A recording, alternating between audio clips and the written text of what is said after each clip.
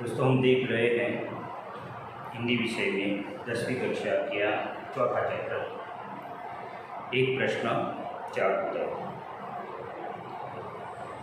लेखक अब अपने दूसरे मित्र से सवाल का जवाब चाहते हैं। इस लेख को अब हम इसके तीसरे भाग में आगे बढ़ा रहे हैं। आप अपनी नोट्स, पेन और किताब लेकर बैठिए और जैसे ही हमारा वीडियो आपको अगर अच्छा लगता है तो उसको सब्सक्राइब करना न भूलें। दोस्तों, लेखक के दूसरे मित्र हैं एक वृद्ध सरकारी कर्मचारी जो ICS इंडियन सिविल सर्विस, जो भारत सरकार की, केंद्र सरकार की क्लास 1 ऑफिसर की सचिव कक्षा की जो नौकरियां है, उस पद पर वह स्थित है। और ब्रैकेट में लिखा है IAS के सदस्य, IAS इंडियन एडमिनिस्ट्रेटिव सर्विस, मतलब जो क्लास 1 कक्षा का पद होता है उस पर वे काम कर चुके हैं। 30 वर्ष से अधिक भारत में गवर्नमेंट की नौकरी कर हाल में पेंशन लेकर वापस स्वदेश गए। 30 सालों से अधिक भारत में गवर्नमेंट का मतलब होता है सरकारी, ये अंग्रेजी शब्द है।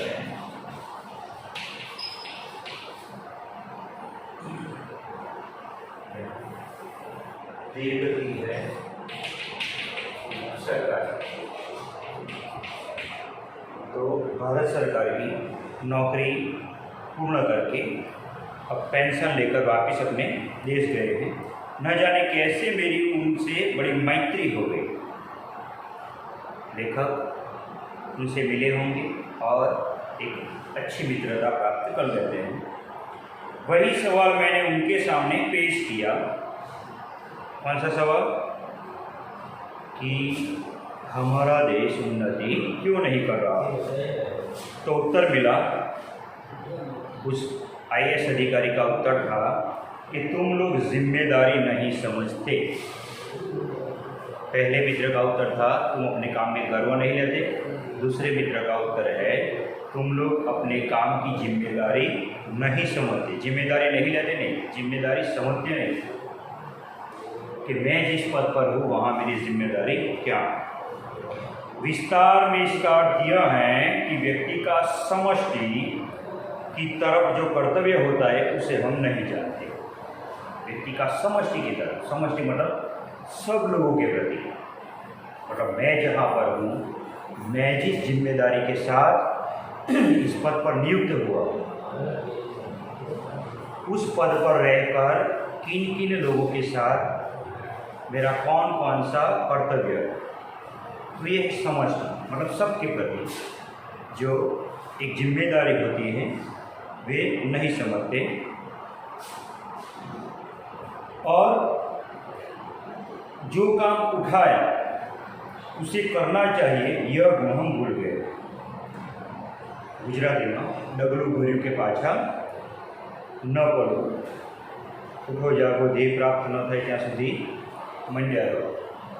तो ये जो भाव है वो हम भूल गए हैं कि जो काम हमने उठाया है, बस अपन लोग क्या हैं, हम लोग आरंभी शुरू है, शुरुआत कर देते हैं, उसमें हिस्सों करके जोर शोर से काम का प्रारंभ करते हैं। लेकिन जैसे जैसे काम आगे बढ़ता है उसमें कुछ मुसीबतें आती हैं, वैसे वैसे हमारा उत्साह ठंडा पड़ता जाता है और हम काम को अधूरा छोड़ देते हैं।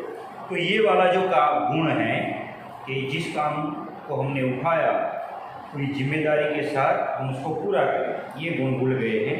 किसी को किसी पर विश्वास ही नहीं रहेगा। स्थिति क्या है? जिम्मेदारी की बात कर रहे हैं कि आजकल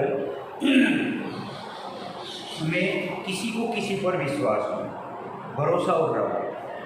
अगर घर में हम 4-5 सदस्य हैं तो कुछ समय पर, कुछ अवसरों पर हम लोग क्या करते हैं, एक दूसरे को शंका से देखते हैं कि इसके पक्ष में ज़्यादा आएगा, मेरे पक्ष में कम आएगा, मुझे इतना मिला, उसे उतना मिला, और दोनों को अगर समान भी मिला है तो उसमें भी मन में द्वेष भाव जो है वह नहीं हटता। इसके लिए लेखक कुछ उदाहरण देते हैं। न खाने की अगर दावत हो तो न मेजबान को यह विश्वास है कि मेहमान समय से आवेंगे, और न मेहमान को विश्वास है कि समय पर जाने से खाना मिल जाएगा। मेजबान मतलब यजमान।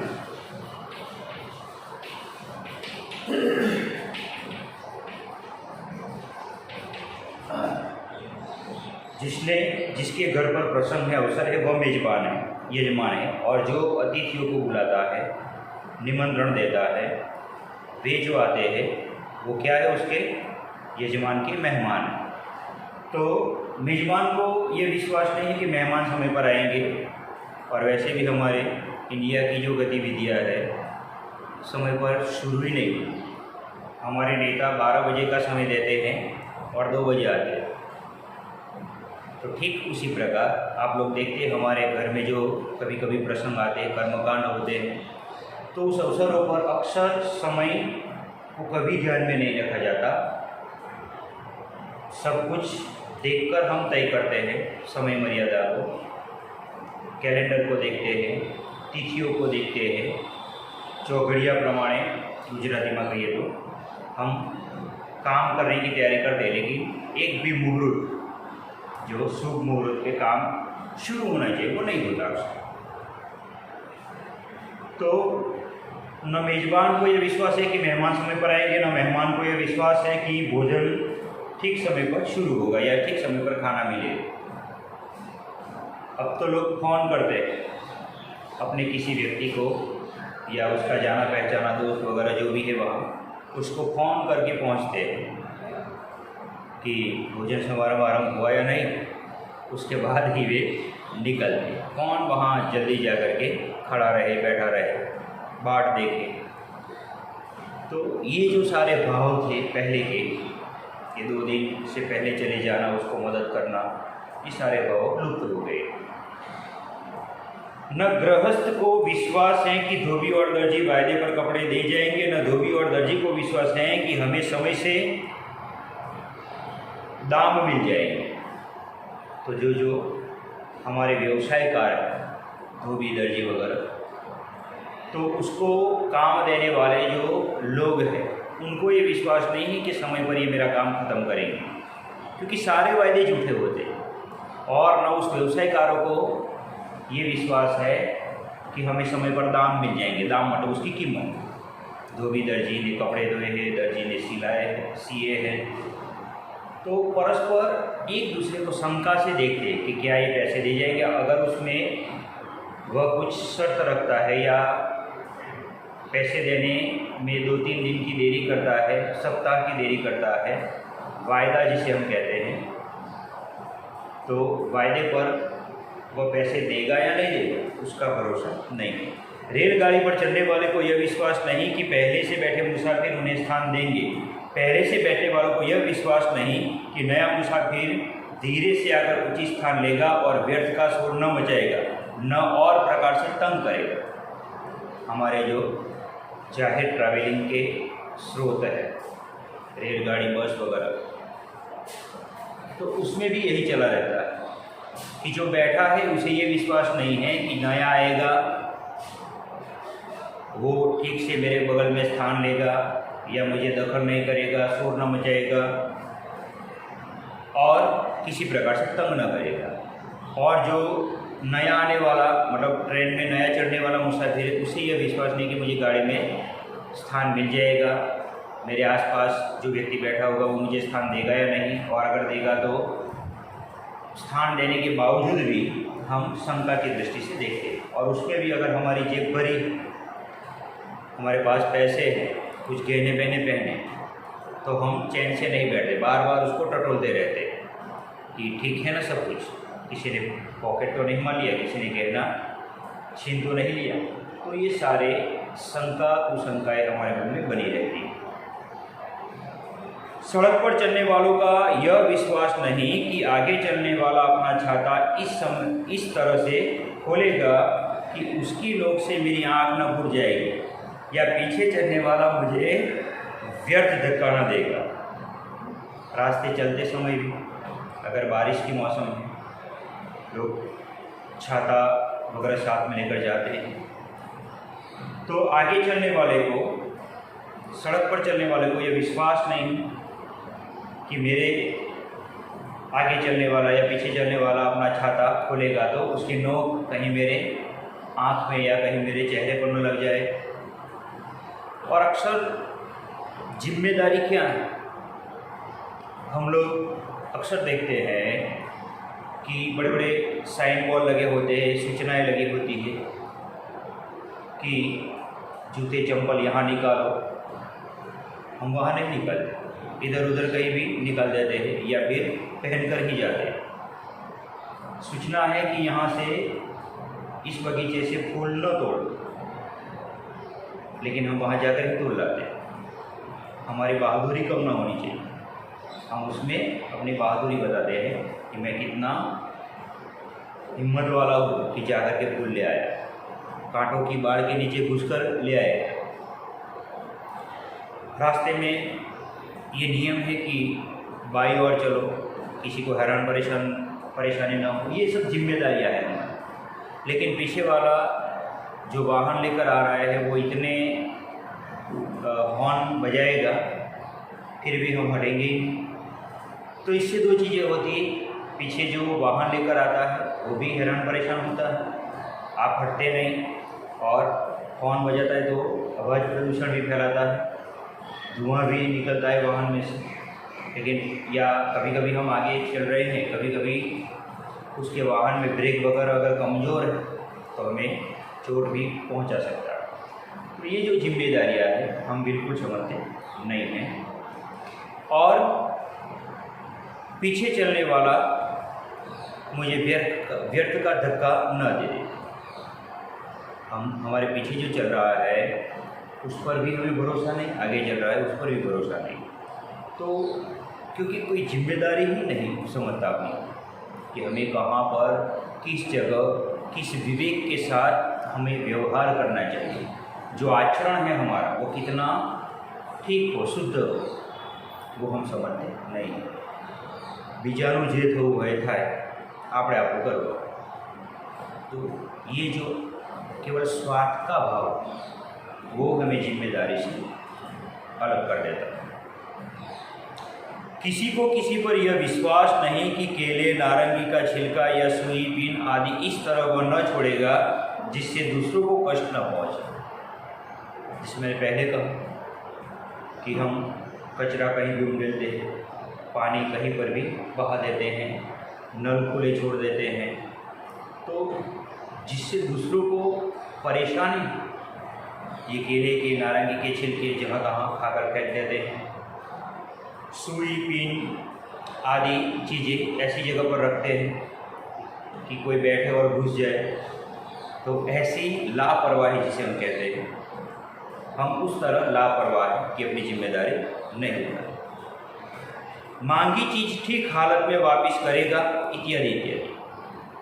और कभी कभी हम व्यवहार करते हैं, किसी को कुछ वस्तु देते हैं 1 दिन 2 दिन के लिए, तो वह ठीक उसी अवस्था में वापस आएगी या नहीं, या उसे कुछ ले जाने वाला नुकसान पहुंचाएगा, गलत तरीके से उपयोग करेगा। ये सारे भाव जो है हमारे मन में बने रहते हैं।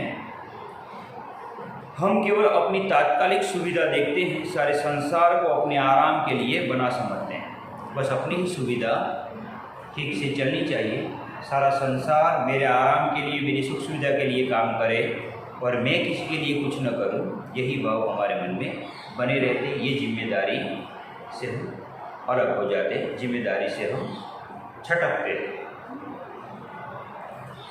दूसरों के प्रति अपने कर्तव्यों का अनुभव नहीं करते, इसी कारण हम सब एक दूसरे के प्रति अविश्वसनीय और अस्पृश्य हो गए। दूसरों के प्रति हम अपने कर्तव्य को नहीं समझते, अपने कर्तव्य का अनुभव नहीं करते। इसी कारण क्या होता है हम सब एक दूसरे के प्रति अविश्वसनीय, जैसे साथ साथ चलने वाले, साथ साथ बैठने वाले परस्पर एक दूसरे को अविश्वास की दृष्टि से देखते हैं, शंका की दृष्टि से देखते हैं। इसलिए हम क्या हो गए हैं, परस्पर एक दूसरे के प्रति अविश्वसनीय हो गए हैं और अस्पृश्य मतलब मानो दूसरे को छूने में भी अपराध, इस भाव से हम एक दूसरे को देखते चले आ रहे हैं। हम अपना धार्मिक आदर्श भूल गए। हमारा जो मूल धार्मिक आदर्श है, जगत कल्याण के भाव, वसुधैव कुटुंबकम का भाव, वह भूल गए हैं। इसलिए लेखक ने फिर से संस्कृत की एक उक्ति रख करके हमें ये बताया है कि आत्मनः प्रतिकूलानि परेशा न समाचरेत्। मतलब अपनी आत्मा को जो दुखदायी लगे, जिस वस्तु से, जिस चीज़ से अपनी आत्मा को चोट पहुँचे, दुख पहुँचे, ऐसा आचरण, जो आचरण, हमारा ऐसा व्यवहार आत्मन प्रतिकूलानि, हमारी आत्मा की जो प्रतिकूल है, ऐसा दुखदायी व्यवहार, आचरण दूसरों के साथ मत कीजिए। न समाचरे मतलब न कीजिए, दूसरों के साथ ऐसा व्यवहार न कीजिए। आत्मनः प्रतिकूलानि परेशान न समाचरे, आत्मा को जो प्रतिकूल लगता है, दुखदायी लगता है, ऐसा आचरण दूसरों के साथ कभी मत कीजिए। इसलिए लेखक उस वृद्ध IAS ऑफिसर की जवाब को इस तरह उसको मूल्यांकन करता है और अंत में कहता है कि हम अपनी जिम्मेदारी नहीं समझते। तो इस प्रकार हम अपनी जिम्मेदारी भूल गए हैं।